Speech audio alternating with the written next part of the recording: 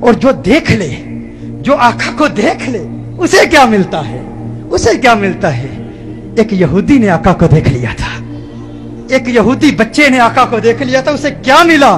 آپ جاننا چاہتے ہو کیا ملا؟ سننا چاہتے ہو؟ ایک یہودی غیر مسلم بچہ ایک مرتبہ اس نے مدینۃ المنورہ میں کونین کے والی صلی اللہ علیہ وسلم کے حسین چہرے کو دیکھ لیا، آقا کے حسن کو دیکھ لیا، چہرہ والضحیٰ کو دیکھ لیا، آقا کی زلفوں کا اسیر ہو گیا، آقا کے پیار کو، آقا کی محبت کو، آقا کے عشق کو، چہرہ والضحیٰ کو، محبوب کے دیدار کو، محبوب کی زیارت کو، چہرہ یار کو آئینے دل میں یوں اتار لیا، دل کے آئینے میں یوں اتار لیا کہ آقا کے عشق میں، آقا کی محبت میں ہر وقت روتا رہتا، گریہ زاری کرتا، آقا کو یاد کرتا۔ ماں باپ کا اکلوتا بیٹا تھا، ایک ہی بیٹا تھا، یہودی تھے ماں باپ اس کے، خود بھی یہودی تھا۔ ایک مرتبہ آقا کے حسن کو دیکھ لیا، آقا کے حسین چہرے کو دیکھ لیا، آقا کی بارگاہ میں اس کا سودا ہو گیا، بازار مصطفیٰ میں آقا کا دیوانہ ہو گیا، آقا کا عاشق ہو گیا۔ ماں باپ کو بتایا نہیں، ماں باپ کو اطلاع نہیں دی کہ میں حضور کا عاشق ہو گیا ہوں، حضور سے محبت کرتا ہوں۔ چپ کے گھر سے چھپ کر کسی بہانے، کبھی بکریاں چرانے کے بہانے مدینۃ المنورہ میں آقا کے حسن کو تلاش کیا کرتا، کبھی مسجد نبوی شریف کے دروازے سے چپ کے آقا کا حسین چہرہ دیکھ لیا کرتا تھا، آقا کے حسن کو دیکھ لیا کرتا تھا، آقا کے حسن کو دیکھتا، آقا کی عظمتوں کے ترانے الاپتا۔ ایک وقت گزر گیا، ایک مدت بیت گئی، آقا کا دیدار نہیں ہوا۔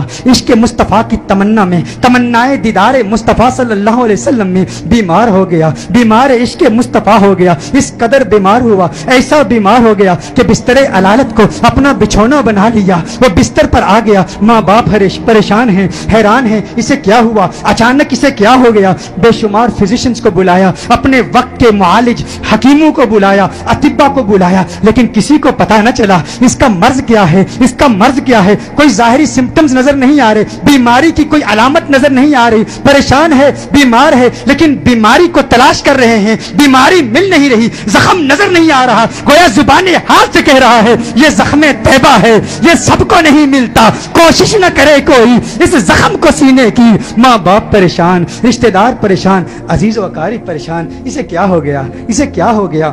اچانک کیسے بیمار ہو گیا؟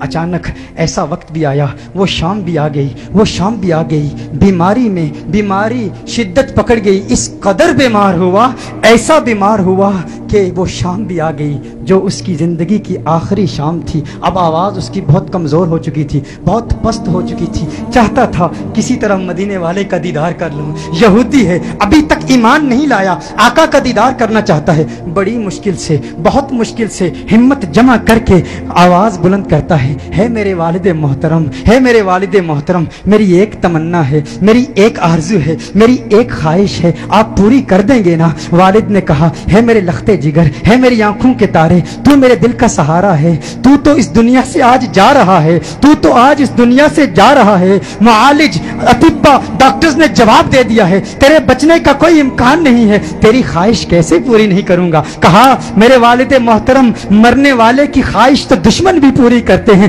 آپ ناراض تو نہیں ہوں گے نا؟ کہا ناراض نہیں ہوتا، تو بتا کیا چاہتا ہے؟ کہا اپنا دل آمنہ کے لال کو دے چکا ہوں، میں محمد عربی کا عاشق ہو چکا ہوں، ان کے عشق میں گائل ہو چکا ہوں، میری ایک خواہش، میری ایک تمنا، میری ایک آرزو، ایک مرتبہ چہرہ والضحیٰ کو دیکھنا چاہتا ہوں، ایک مرتبہ آقا کی حسین زلفوں کو دیکھنا چاہتا ہوں۔ والد ناراض ہو گیا، والد نے غصہ کیا، ارے ظالم تو کیا کہہ رہا ہے، تو کیا کہہ رہا ہے؟ دنیا سے جا رہا ہے، اپنا دین بھول چکا ہے، کیا کہہ رہا ہے؟ کہا ہے والد محترم، آپ نے وعدہ کیا تھا نا، آپ نے کہا تھا میری آخری خواہش پوری کریں گے۔ والد نے کہا میں نے وعدہ کیا تھا، تو میرا اکلوتا بیٹا ہے، تیری خواہش پوری کروں گا۔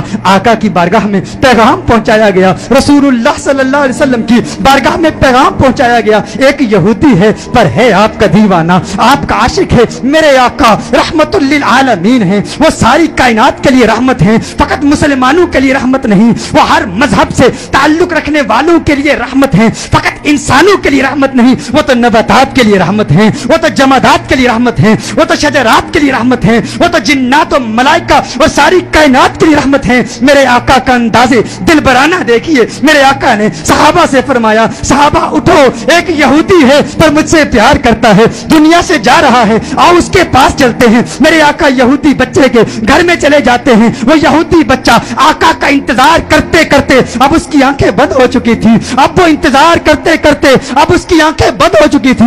والد اس کے قریب کھڑا تھا. والد نے کہا, ہے میرے لختے جگر, ہے میرے بیٹے, آنکھیں کھول, آنکھیں کھول, آنکھیں کھول, دیکھ تیرا پیار آ گیا ہے, دیکھ تیرا محبوب آ گیا ہے.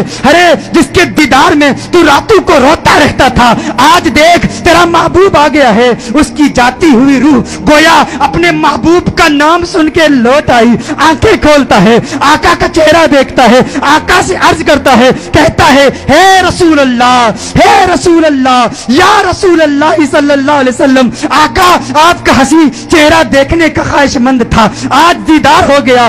ایک تمنا, ایک آرزو, یا رسول اللہ میرے پاس کوئی نمازیں نہیں ہیں, میرے پاس کوئی روزے نہیں ہیں, کوئی عبادت نہیں کی, متقی نہیں ہوں, قرآن کا قاری نہیں ہوں, کچھ بھی نہیں ہے, فقط آپ کا پیار ہے. یا رسول اللہ کیا میری نجات کا امکان بھی ہے, کیا میری نجات بھی ہو سکتی ہے؟ یا رسول اللہ کیا مجھے بھی مغفرت کا پروانہ مل سکتا ہے؟ آقا نے ارشاد فرمایا, ہاں کلمہ توحید پڑھ, میں تیری نجات کی ضمانت دیتا ہوں. وہ آقا کے قدموں میں گر جاتا ہے, آقا کے قدموں میں گر جاتا ہے, آقا کے قدموں میں گر کے کہتا ہے, قبر سے, منزل قبر سے لے کر دخول جنت تک آپ کی ضمانت پر کلمہ پڑھتا ہوں. کلمہ توحید پڑھتا ہے, جان اللہ کے سپرد کر دیتا ہے. والد نے کہا, یا رسول اللہ صلی اللہ علیہ وسلم اب اس کی میت مسلمانوں کی امانت ہے, اہل اسلام کی امانت ہے, اب اس کی تجہیز و تکفین کی ذمہ داری آپ کی ہے. جب جنازہ تیار کیا جاتا ہے اس عاشق کا, جب جنازہ تیار کیا جاتا ہے اس دیوانے کا, اس عاشق کا جنازہ مدینہ المنورہ کی گلیوں میں گھمایا جاتا ہے. ہر طرف اسی عاشق کا چرچا ہے, ہر طرف اسی عاشق کے تذکرے ہیں. مدینہ المنورہ کے مضافات سے لوگ جمع ہوتے ہیں اس عاشق کا دیدار کرنے کے لیے. ارے سنا ہے کوئی یہودی تھا, کوئی یہودی تھا, حسن مصطفیٰ نے اسے صحابی بنا دیا ہے, اسے صحابی بنا دیا ہے. اس نے آقا کا دیدار کیا, آقا کا دیدار کیا. غور کیجئے گا, نماز نہیں پڑھی, عبادت نہیں کی, کچھ بھی نہیں کیا, روزہ نہیں رکھا, جہاد نہیں کیا. میرے غوث کے مجاہدات کو یاد کر لیجئے, میرے بابا کی محنتوں کو یاد کر لیجئے, خواجہ غریب نواز کی جد و جہد کو یاد کر لیجئے, خواجہ باقی باللہ کی محنتوں کو یاد کر لیجئے, امام اعظم ابو حنیفہ کی فقاہت کو یاد کیجئے, امام احمد بن حنبل کی جد و جہد کو یاد کیجئے, امام شافعی کی فقاہت کو یاد کیجئے. اماموں کی فقاہت, ہمت, جد و جہد, مجاہدوں, ریاستوں کو یاد کیجئے. وہ سب اس یہودی کا مقابلہ نہیں کر سکتے جو پہلے یہودی تھا اب صحابی ہو گیا ہے. ایمان کی حالت میں آقا کا دیدار کیا. یہ غوث اعظم سے بھی بڑا ہے, یہ خواجہ غریب نواز سے بھی بڑا ہے. سب دیکھنے کے لیے آئے ہیں, دیدار کریں اس صحابی کا جس نے فقط ایک مرتبہ آقا کو دیکھا اور ایسے بلند و بالا اور فو اعلیٰ مقام پر فائز ہو گیا. اچانک اس کے چہرے پر سے کفن اٹھایا جاتا ہے. صحابہ یہ منظر دیکھ کر حیران ہو جاتے ہیں کہ اس کے چہرے سے نور کی کرن نکلتی ہے, آسمان کی طرف پھیل جاتی ہے. سارے حیران ہیں.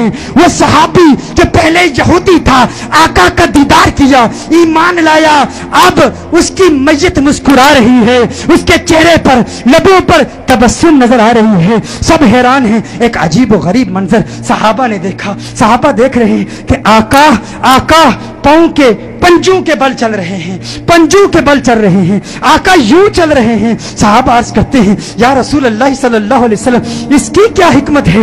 آقا نے ارشاد فرمایا, عالم بالا کے فرشتے میرے اس عاشق کو دیکھنے کے لیے اس تعداد میں آئے ہیں, اس کثرت سے آئے ہیں, زمین پر پاؤں رکھنے کی جگہ نہیں ہے, پنجوں کے بل چل رہا ہوں. میرے آقا صلی اللہ علیہ وسلم اس عاشق کو جنت البقیع میں لے جاتے ہیں, خود اپنے ہاتھوں سے اسے دفناتے ہیں, اپنے ہاتھوں سے اسے دفناتے ہیں. صحابہ منظر دیکھتے ہیں, حیران ہیں. آقا بہت دیر لگا دیتے ہیں. آقا جب اس کی قبر سے باہر آتے ہیں تو آقا کے ماتھے پر پسینہ ہے. صحابہ عرض کرتے ہیں, یا رسول اللہ صلی اللہ علیہ وسلم آقا کیا ہوا, آقا کیا ہوا, اتنا وقت کیوں لگا؟ آقا نے فرمایا, جب یہ اس دنیا سے گیا تھا مجھ سے وعدہ لیا تھا, میں نے وعدہ کیا تھا, میں نے کہا تھا قبر کی منزل سے لے کر دخول جنت تک میں تیری مغفرت کی ضمانت دیتا ہوں. کہا یہ بات سن کر جنت کی حوریں اتنی خوش ہوئی ہیں, اتنی تعداد سے آئی ہیں. جب اسے قبر میں رکھا گیا تو بے تحاشا اس کی طرف بھاگی ہوئی گئی ہیں اور اس کے چہرے کی بلائیں لے رہی ہیں. آقا نے ارشاد فرمایا اس لیے دیر ہو گئی اور میرا پسینہ اس کے چہرے پر گرا ہے, میرا پسینہ اس کے چہرے پر گرا ہے, اب قیامت تک اس کا چہرہ مہکتا رہے گا. ارے سلام پیش کرتے ہیں, سلام پیش کرتے ہیں اس دیوانے کی بارگاہ میں جس نے آقا کو دیکھا, آقا کو دیکھا اور اسے یہ مقام ملا. گویا آج بھی وہ قبر میں کہہ رہا ہوگا یہ ناز یہ انداز ہمارے نہیں ہوتے, جولی میں اگر ٹکڑے تمہارے نہیں ہوتے, بے دام ہی بک جائیے بازار نبی میں, اس شان کے سودے میں خسارے نہیں ہوتے. ملتی نہ اگر بھیک حضور آپ کے در سے, اس ٹھاٹ سے منگتوں کے گزارے نہیں ہوتے, اس ٹھاٹ سے منگتوں کے گزارے نہیں ہوتے.